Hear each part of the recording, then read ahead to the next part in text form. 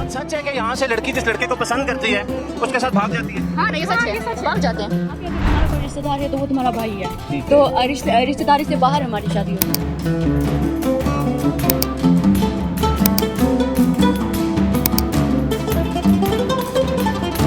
اکثر یہ سوال کیا جاتا ہے کہ یہ لوگ کس مذہب کو مانتے ہیں، یہاں کی لڑکیوں کو ہر مہینے گھروں سے کیوں نکالا جاتا ہے اور وہ 7 دن بشالی نامی کمرے میں کیوں گزارتی ہیں جہاں مردوں کا داخلہ سخت منع ہے. یہ بھی کہا جاتا ہے کہ اگر کوئی شادی شدہ عورت کسی اور کے ساتھ بھاگ جائے تو شوہر اعتراض کیوں نہیں کرتا، اور اگر کوئی سیاح لڑکیوں کی مرضی کے بغیر ان کی تصویر کھینچ لے تو وہ کس طرح رد عمل دیتی ہیں. دوستو، آج ہم آپ کو لے چلتے ہیں ایک ایسی دلکش وادی کی طرف جو ہندوکش کے پہاڑوں کے پیچھے چھپی ہوئی ہے، جسے پریوگتس کہا جاتا ہے اور ماضی میں کافرستان کے نام سے بھی جانا جاتا تھا. اپنی قدرتی خوبصورتی اور پراسرار ماحول کی وجہ سے یہ وادی دنیا بھر میں مشہور ہے، خاص طور پر یہاں کی مقامی لڑکیوں کے حسن اور ان سے جڑی کہانیوں نے اس جگہ کو اور بھی نمایاں کر دیا ہے. یہاں کے لوگ اپنی منفرد تہذیب، رنگین لباس اور الگ رسم و رواج کی وجہ سے سیاحوں کو اپنی طرف متوجہ کرتے ہیں. ان کا لوک، موسیقی اور رقص آج دنیا بھر میں پسند کیا جا رہا ہے. ماہرین کے مطابق ضلع چترال سے تقریباً 2 گھنٹے کے سفر کے بعد یہ حسین وادیاں شروع ہوتی ہیں جو سمندر سے تقریباً 500-480 فیٹ کی بلندی پر واقع ہیں.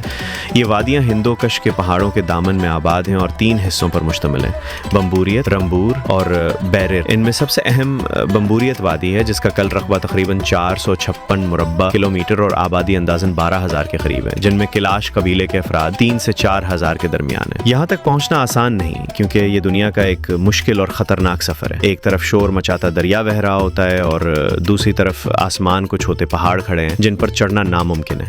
ان کے بیچ ایک تنگ اور کچی سڑک ہے جہاں ذرا سی غلطی انسان کو گہری کھائی یا بے رحم دریا میں گرا سکتی ہے، اور اسی دشوار گزار راستے کے بعد سامنے آتی ہیں وہ حسین وادیاں. اس خطرناک سفر میں ہر لمحہ لینڈ سلائیڈنگ کا خدشہ رہتا ہے، اس لیے اگر آپ کیلاش کے ان پہاڑی راستوں کی انوکھی مگر پر خطر فطرت دیکھنا چاہتے ہیں تو بہتر یہی ہے کہ خچر پر سفر کریں تاکہ نسبتاً محفوظ رہیں. ساتھ ہی فرسٹ ایڈ کٹ اور اپنی ضروری دوائیں ضرور ساتھ رکھیں کیونکہ اس پورے علاقے میں کوئی بنیادی طبی سہولت میسر نہیں. کیلاش قبیلے کے بارے میں کہا جاتا ہے کہ ان کے آبا و اجداد یونان سے آئے تھے. روایت ہے کہ جب سکندر اعظم نے ہندوستان پر حملہ کیا تو واپسی پر اس کی فوج کے کچھ زخمی اور بیمار سپاہی یہیں رک گئے اور آج کے کیلاش انہی کی نسل ہے. مگر زیادہ تر ماہرین اس بات کو نہیں مانتے کیونکہ اس کے حق میں کوئی سائنسی یا حیاتیاتی ثبوت موجود نہیں. تحقیق کے مطابق کیلاش قوم کا تعلق قدیم آریائی نسل سے جوڑا جاتا ہے جو کبھی وادی نراس کا حصہ تھے اور وہیں سے انڈو آریائی زبانوں کی بنیاد رکھی گئی. آج کیلاش لوگ جو زبان بولتے ہیں اسے کلاشا کہا جاتا ہے. ان کے گیتوں میں شیام کا بار بار ذکر آتا ہے اور ان کا عقیدہ ہے کہ ان کے آبا و اجداد چترال آنے سے پہلے وہاں رہتے تھے، لیکن انسانی تاریخ میں اس نام کی کسی جگہ کا کوئی ثبوت نہیں ملا. اگر ان کے مذہب کی بات کی جائے تو کیلاش لوگ ایک قدیم عقیدے سے جڑے ہیں جسے انگریزی میں اینیمزم کہا جاتا ہے. اس میں کئی دیوے دیوتاؤں کی پوجا کی جاتی ہے. یہ ایک خالق کو مانتے ہیں مگر اس تک پہنچنے کے لیے مختلف دیوے دیوتاؤں کو ذریعہ سمجھتے ہیں. ان کا کہنا ہے کہ وہ بھوت پریت کی پرستش نہیں کرتے. کیلاش کی عورتیں، نوجوان اور بچیاں ایک مخصوص لمبی پوشاک پہنتی ہیں جس پر رنگ برنگے نقش و نگار بنے ہوتے ہیں اور اس کے ساتھ ایک اونچی ٹوپی پہنتی ہیں جس پر پرندوں کے پر لگے ہوتے ہیں. یہ سب ان کی مذہب اور ثقافت کا حصہ ہے اور اسی وجہ سے وہ دنیا کے باقی لوگوں سے بالکل الگ نظر آتے ہیں. ان کے تہواروں میں رقص، لوک گیت گانا، ڈھول اور بانسری بجانا، حتیٰ کہ شراب نوشی بھی شامل ہے. ان کے نزدیک یہ سب زندگی کی خوشی کا حصہ ہے، چاہے موقع پیدائش کا ہو، شادی کا یا کسی کی موت کا. ان کی مذہبی رسومات میں جانوروں کی قربانی کو بھی اہم مقام حاصل ہے کیونکہ ان کے عقیدے کے مطابق یہی قربانی ان کی دعاؤں کو خدا تک پہنچانے کا ذریعہ بنتی ہے. لیکن یہ بھی حقیقت ہے کہ وقت کے ساتھ کئی کیلاش افراد اسلام قبول کر چکے ہیں اور جو مسلمان ہو جاتے ہیں انہیں مقامی طور پر شیپ کہا جاتا ہے. جب کیلاش قبیلے کا کوئی لڑکا یا لڑکی اسلام قبول کرتا ہے تو قبیلے کے لوگ اکثر مہینوں بلکہ بعض اوقات سالوں تک اس سے ناراض رہتے ہیں، لیکن وقت گزرنے کے ساتھ وہ دوبارہ اسے مان لیتے ہیں اور اس کے ساتھ رہنا شروع کر دیتے ہیں. اسی وجہ سے آج آپ کو وادی کیلاش کے کئی حصوں، خاص طور پر بمبوریت میں مساجد نظر آتی ہیں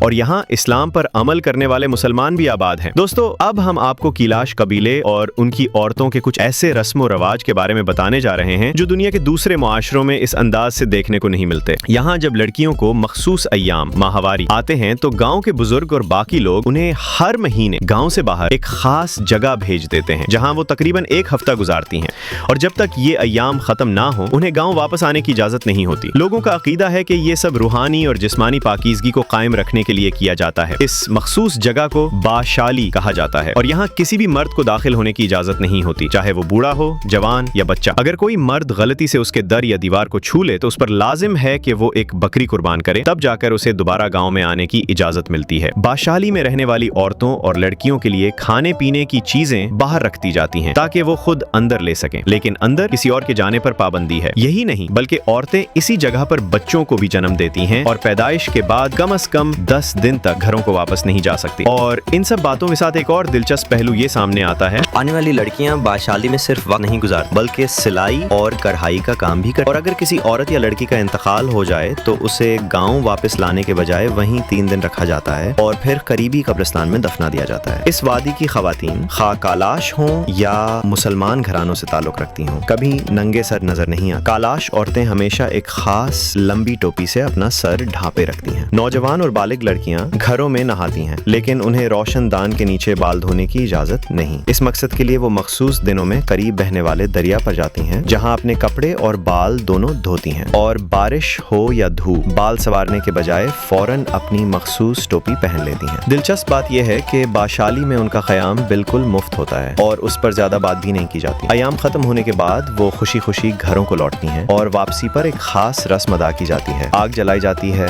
रोटियां पकाई जाती हैं और फिर ही खवातीन को दोबारा गाँव में दाखिले की इजाजत मिलती है। ये रस्म सिर्फ इसी इलाके की पहचान है। कालाश कबीले में शादियां हमेशा पसंद की बुनियाद पर होती हैं। यहाँ जबरदस्ती शादी का कोई तसव्वुर नहीं। वालिदैन अपनी बेटियों को मजबूर नहीं कर सकते, बल्कि लड़के और लड़कियां अपनी मर्जी से एक दूसरे को पसंद करके घर से निकल जाते हैं। फिर लड़का लड़की के घर जाकर तस्दीक करता है कि फैसला लड़की की मर्जी से है या जबरदस्ती। अगर लड़की राजी हो तो शादी की तैयारी शुरू हो जाती है। बकरे और बैल कुर्बान किए जाते हैं। 4 दिन बाद लड़की का मामू आता है जिसे तहाइफ और बंदूक दी जाती है। फिर लड़के के वालिदैन मेहर की रकम तय करते हैं, ढोल बजते हैं, कुर्बानियां दी जाती हैं और पूरा गांव खुशियां मनाता है। ये जश्न कई दिनों बल्कि कभी महीनों तक जारी रहता है। हैरत की बात यह है कि अगर कोई शादीशुदा औरत किसी दूसरे मर्द को पसंद करके उसके साथ चली जाए तो भी उस पर पाबंदी नहीं लगाई जाती। अलबत्ता पहले शौहर को दुगनी रकम वापस दी जाती है जो उसने शादी पर खर्च की होती है। लेकिन मुसलमान घरानों की लड़कियों को गैर मुस्लिम मर्दों से शादी की इजाजत नहीं। इसके लिए गैर मुस्लिम को पहले इस्लाम कबूल करना पड़ता है और कुछ अरसे की नाराजगी के बाद लड़की के वालिदैन और रिश्तेदार उसे दोबारा अपना लेते हैं। यहाँ की नौजवान लड़कियां हुस्नो जमाल में परियों जैसी लगती हैं, इसीलिए बाहर के लोग उनके बारे में झूठी बातें फैला देते हैं कि वो पैसों के लिए जिस्म फरोशी करती हैं। हालांकि हकीकत बिल्कुल बरअक्स है। अगर कोई शख्स इस नीयत से यहाँ आए तो उसे सख्त मायूसी होती है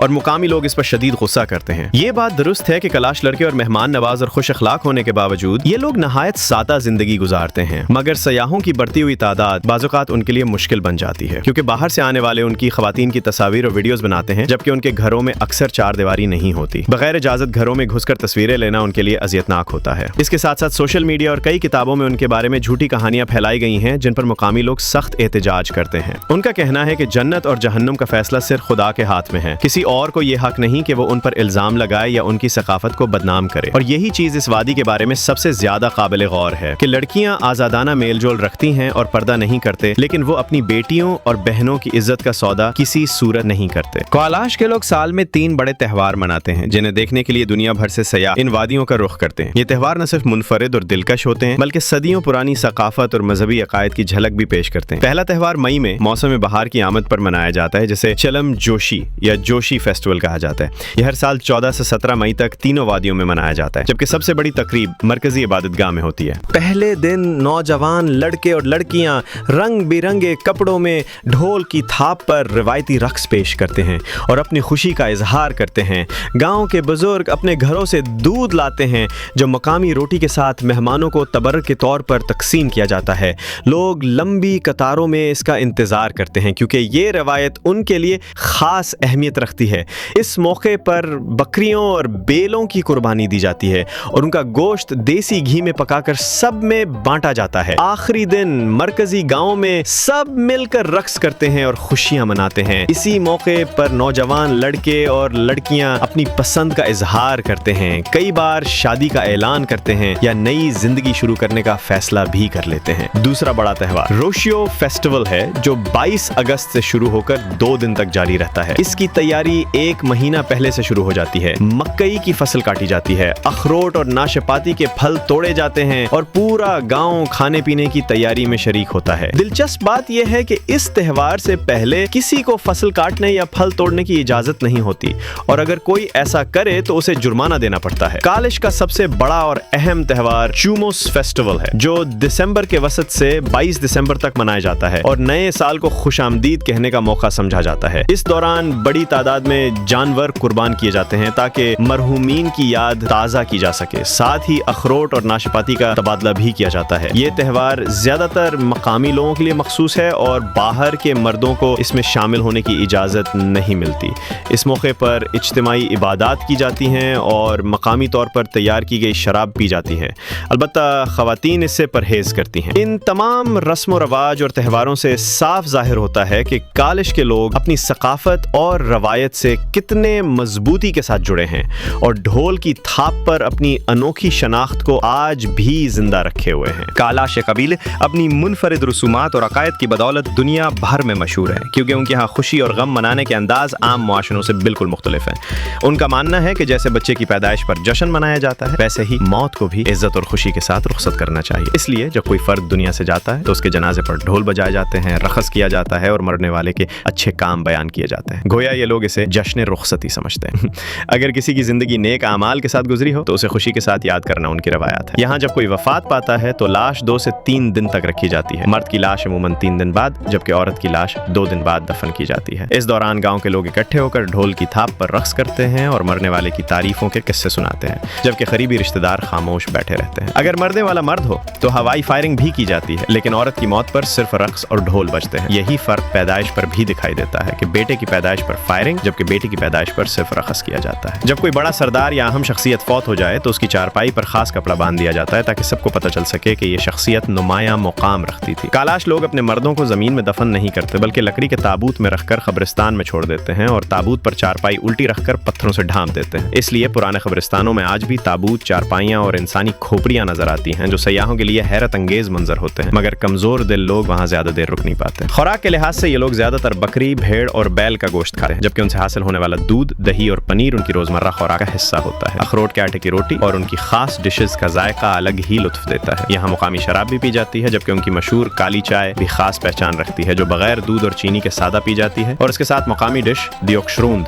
पेश की जाती है, जो मैदे से बनती है। रिहाइश के लिहाज से यहाँ 5 स्टार या लग्जरी होटल तो नहीं, लेकिन आम कमरे 800 से 2000 रुपए तक किराए पर मिल जाते हैं, और अगर कोई मुकामी खानदान आपको अपना मेहमान बना ले तो ये जिंदगी का नाकाबिले फरामोश तजुर्बा होता। यहाँ ज्यादातर वही सयाह आते हैं जिन्हें एडवेंचर और कल्चर में दिलचस्पी हो, क्योंकि रास्ता काफी मुश्किल और खतरनाक है। इसी वजह से ये जगह आम फैमिली ट्रिप के लिए ज्यादा मुनासिब नहीं समझी जाती। वादी में दाखिले के लिए किसी परमिट या इजाजतनामे की जरूरत नहीं, मगर चेक पोस्ट पर शनाख्ती कार्ड दिखाना और मकसद बताना लाजमी होता है। कालाश कबीले की ये पुरस्रार और अनोखी तहजीब अपनी मिसाल अब है, जो हजारों साल बाद भी अपनी रवायतों के साथ जिंदा है। आखिर में मेरी जान, इस वीडियो को अगर अभी तक भी लाइक नहीं किया तो यार मेरी जान लाइक कर दो, और धीनल को सब्सक्राइब करना तो हरगिज़ मत भूलना।